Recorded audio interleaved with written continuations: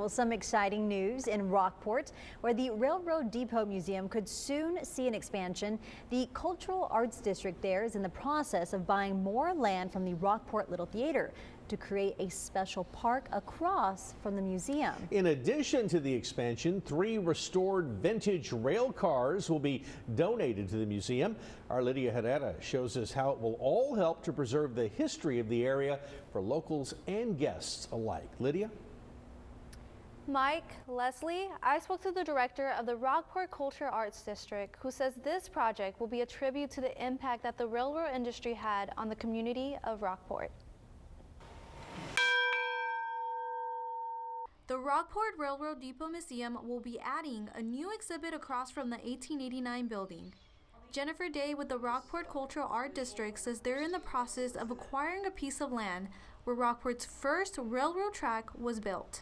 We realized the value of retaining that property and restoring the visual of the railroad and the railroad heritage, which was so important to Rockport.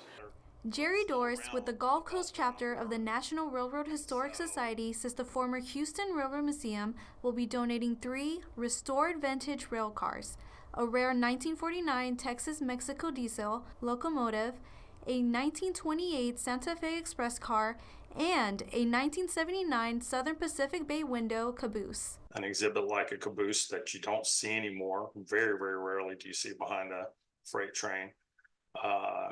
In most cases, it's probably a rolling exhibit that's going someplace like Rockport. Day says the new area will be named Rockport Railroad Park and be the home of 2 of the rail cars, which visitors can tour. Back when, hundreds of years ago, when you look at the age of this depot, it's over 140 years old. And to be able to kind of step back into those shoes is something that you can't purchase. It's something you have to experience. Doris says not many people seem to be interested in railroad history, but museums like the one in Rockport continue to preserve it because it's part of Texas history. Brings some excitement, hopefully, to a younger generation, helps expand some knowledge about, how did Rockport get developed, or any other city in the state. And we're hoping the cars can be used as part of an exhibit to kind of showcase that.